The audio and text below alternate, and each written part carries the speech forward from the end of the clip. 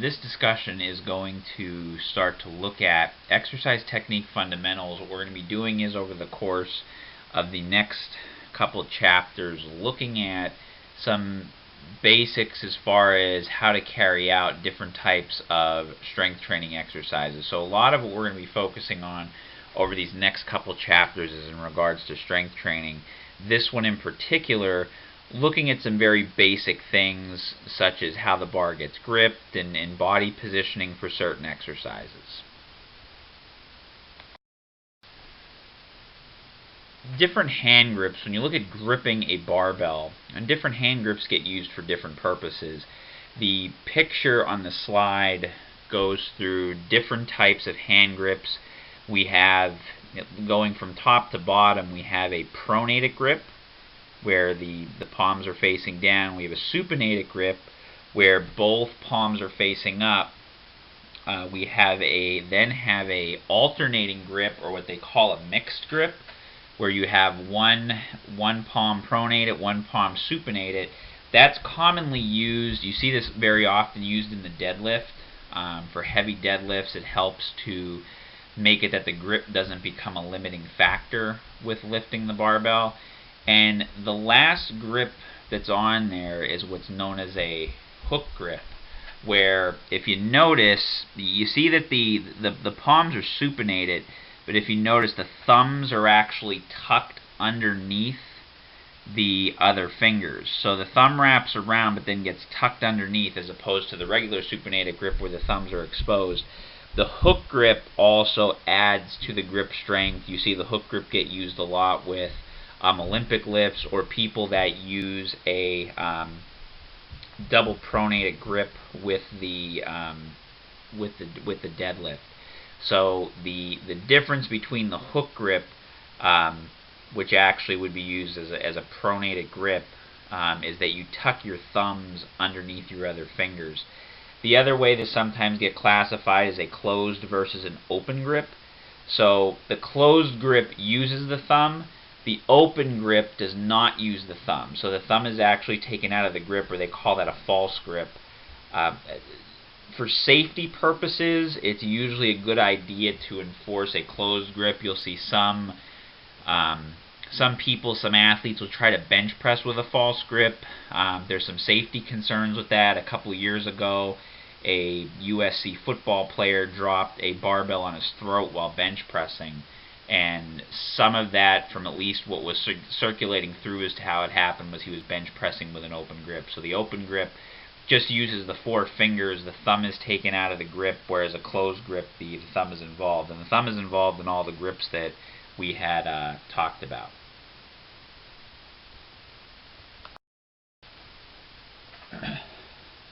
Grip width, just look at when you're setting up your hands, how far apart or how wide they are. You see on the picture you have a common wide and narrow grip. Most of the grips that do get utilized kind of fall within the common grip. I would say that would kind of fall between shoulder width and just outside of shoulder width would be your common grip. Your narrow grip would be just inside shoulder width. Obviously your wide grip, you'd be taking your hands out much further.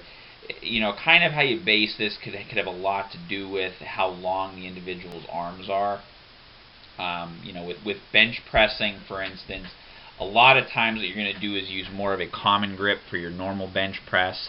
As narrow as typically the most narrow you would want to go is just on the smooth part of the bar.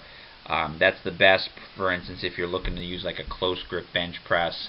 Some people do close grip bench press with the fists actually touching each other right in the middle of the bar. It's kind of hard on the wrist to do that.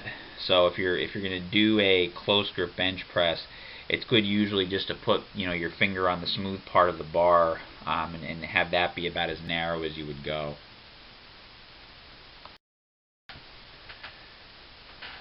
For body and limb positioning, there's a couple different things you have to look at depending upon how you're setting up based on the exercise you're doing. Standing position, quite simply, again, the biggest concern there is that you're in a good stable position. Your foot width, as far as your standing position, is going to vary based upon the exercise you're doing. A lot of the exercises when you're dealing with team sport or individual athletes, you're going to be looking at, shoulder width to hip width, foot positioning. Again, the biggest thing is that they're stable. Sometimes you may prefer a wider stance with squatting, and again, we'll cover some of that stuff in our resistance training lab. But the biggest thing is to make sure that they're in a stable position based upon the biomechanics as far as what it is they'd be doing with their sport. When you look at the seated or supine position, the biggest thing is that you look for what they call 5 points of body contact. The 5 points of body contact are this. You have your head on the bench, or if the machine or bench has a back pad, so the head's in contact. The shoulders and upper back are firmly placed and evenly on the bench. The glutes are on the bench, and then the right foot and left foot are flat on the floor. So head, shoulders, upper back, glutes, right foot, left foot. Those are your 5 points of body contact. And your feet are typically going to be flat on the floor. The only possible exception with that would be with the bench press. Some individuals do bench press. You see this more often in powerlifting, but some athletes will end up doing it where they bench press with a really high arch at their back to where their heels will actually be elevated off the ground with their positioning. I have not encouraged that with a lot of athletes that I've dealt with, but for most athletes I have them just bench press with their feet flat on the floor and their backs on the bench, just to maybe avoid any type of back problems that could result from that. But we'll go over, that'll be another technique that I show in the lab so you can kind of see how that setup happens. And then with machine-based exercises, if you look at the picture in the lower right-hand corner of the screen, with your machine-based exercises, you want to make sure that the axis of rotation of the machine lines up with the joint being utilized. So, for instance, with the seated knee extension, depending upon what part of the seat you have to adjust or the foot pad by the legs, you want to make sure that where the rotation takes place on the machine lines up evenly with the knee joint to make sure that the appropriate range of motion can be utilized, and will also make it more comfortable for the individual.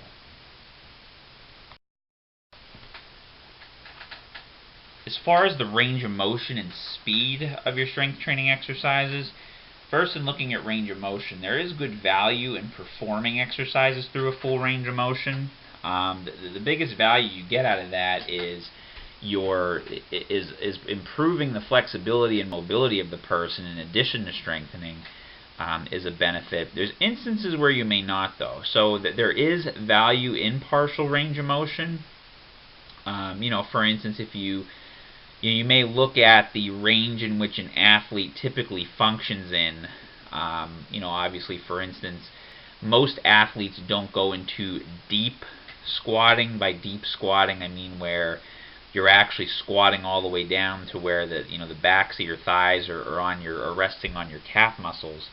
It's not all that practical for most athletes to do. Another instance where you may not use full range of motion is in rehabilitating an injury. So if an athlete is injured, they may not be utilizing certain exercises through a full range of motion. However, when you're looking at some more general types of strengthening or fitness development, depending on where they're at with their competitive within their competition year, you may do some more full range of motion things for them, just to kind of help working on mobility. As far as the tempo or the speed, you want to make sure that the biggest thing is with slow controlled tempo. For the most part, with a lot of your lifts, you're going to do this. Now, there's going to be, again, exceptions to a slower tempo. For instance, if you're incorporating Olympic lifts can't really be performed with a slow controlled tempo. So the biggest thing to say is there's no right or wrong. And even like, for instance, you may do, for instance, I've had athletes doing dynamic effort box squats where the repetitions are performed faster. So again, it kind of is all goal-based, where a slow controlled tempo may not always be applicable. The most important thing to look out for is technique and control, and that's where the slow controlled tempo may come in, particularly if you have athletes who are new to strength training, they may not be able to do some of the lifts with a faster tempo to where they maintain good technique and control. So with that in mind, incorporating lifts with a more slow controlled tempo would be more applicable. However, once you start to get into particularly like the Olympic lifts, it's really hard to do them with a slow controlled tempo. For instructional purposes, you may be able to. As they get more advanced and you want to get more of that explosive type of strength, you obviously want to speed up the tempo of the lift.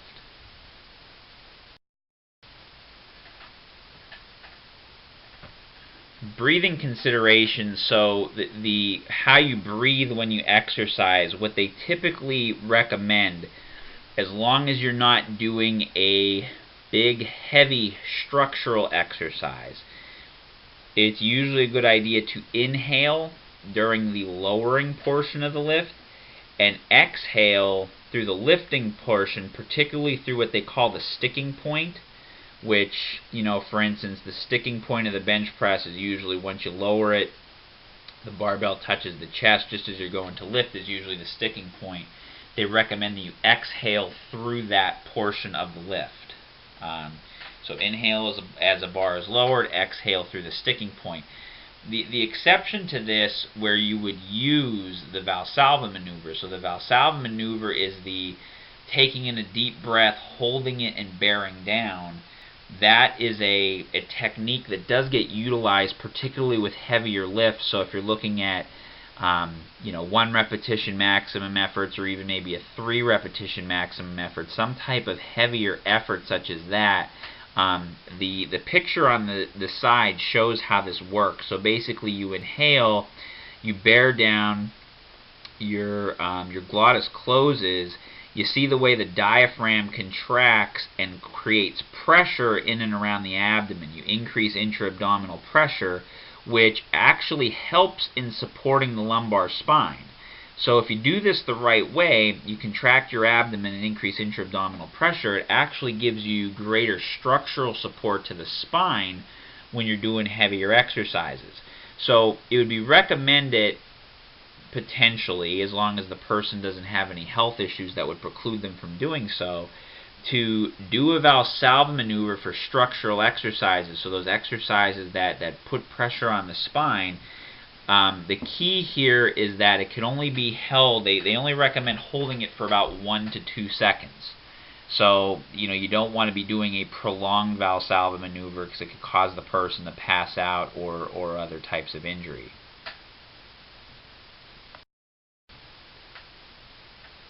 Another common issue that gets talked about a lot in regards to weightlifting is the use of weight belts. It's really only recommended for bigger, heavier barbell and multi-joint lifts, meaning we're talking about lifts that create maximal or near maximal loads.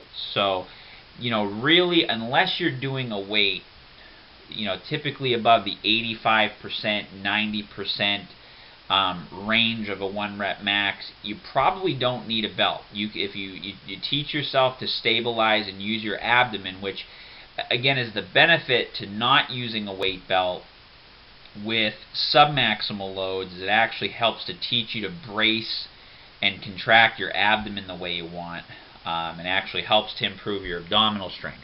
So weight belts aren't one of those things. You have people that fall into these camps, well, people should never use weight belts, or they should use weight belts. It's one of those things where the answer kind of lies somewhere in the middle. There's nothing wrong with doing them for heavier attempts and near maximal effort attempts, but in regards to lighter weights of maximal loads, even if it's a structural exercise, for instance, if you look at the picture there of the gentleman performing the lunge, he probably doesn't need a weight belt for that. I mean, I don't know what his strength level's at, but the barbell looks like there's about 115 pounds. It's not a really heavy lunge. You probably don't need a belt for that. Nor would you probably be loading a lunge enough to ever want to use a belt. So if you are going to wear a belt, the idea there is to actually be able to expand your abdomen into the belt. So again, you don't suck or draw in your abdomen, particularly with heavier lifts. You actually want to, again, you do that that breathing in, perform the Valsalva maneuver, and actually push your abdomen out against the belt is what you want to do. What a lot of people will say is actually wear your belt one notch loose so that you can actually push your abdomen against the belt and create that bracing and that stability that you want for your spine. So again, unless you're doing a maximal or near maximal load, you probably don't need to wear a belt. The other thing is make sure you wear the belt the right way so that you can still use your abdomen to help brace your spine when you're doing these exercises. So the basics of lifting a bar off the floor, and this sort of takes us into, while it's all not classically what goes into a deadlift exercise, a lot of this basically sounds that way when you look at how to perform the actual deadlift. So here's the basics for lifting a bar off the floor. The bar as close to the body as you can. A lot of that's going to be dictated by the body shapes, how long your arms are, and everything. Again, we'll kind of illustrate some of that stuff in lab, but keep the bar as close to the body as possible. You want your back in a neutral position. Your textbook utilizes the term flat back, and I don't like the term flat back for the reason that if you hear the term flat back implies that the lumbar spine is essentially flexed. Because if you think anatomically, our lumbar spine has a lordotic curve. Okay, so it has a lordotic curve. So technically, when you're to keep the back in neutral, your spine should be in a lordotic curve. Your book's not necessarily implying that you should per se flatten your spine. They use the term flat back to kind of reference neutral position, but I don't think that's a good way to utilize that term. So we'll say for our purposes, we're going to have the back in a neutral position where you will hinge at the hips. So your trunk will lean forward, but your trunk's going to lean forward from hinging at the hips, not flexing at the spine. You want to drive, as you're lifting the bar off the floor, you want to pretend that you're trying to drive your feet into the floor. So as you're pulling the bar up, you're also simultaneously pushing your feet into the floor. And a trick with the deadlift is to, as you're pulling the weight up, shift your weight to your heels. Because what you're actually going to be doing with that is utilizing your body weight to help you lift the bar off the floor. Obviously, you don't want to shift back too far because you don't want to fall backwards as you're doing it. But just a gentle shift of weight to your heels to help utilize your own body's leverage. The guys who are really good at deadlifting, the power lifters, they do this because they say it's almost the equivalent of taking your body weight off of the bar, so it kind of gives them an advantage with that.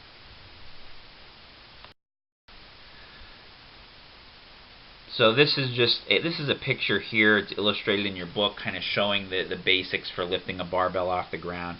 If this were a deadlift exercise, the only thing I would maybe encourage is to not have the knees as far forward. Get a little bit more hip hinge, but the basics are kind of covered here. You see that the back is in a neutral position. Okay, so again, your textbook refers to that as flat back.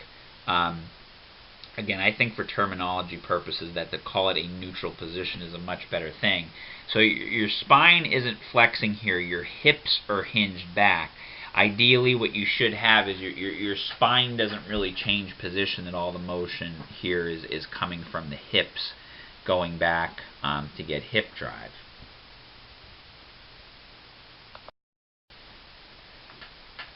And then here you have the completion of the lift. So again, as you're pulling up, pull the bar back towards you. You don't necessarily, if you're just looking at a deadlift exercise or picking the bar up, you don't necessarily want to pick the bar up in a straight line. You want to pull the bar back towards you as you're doing the lift, and you can see the completion of the lift on picture number 4.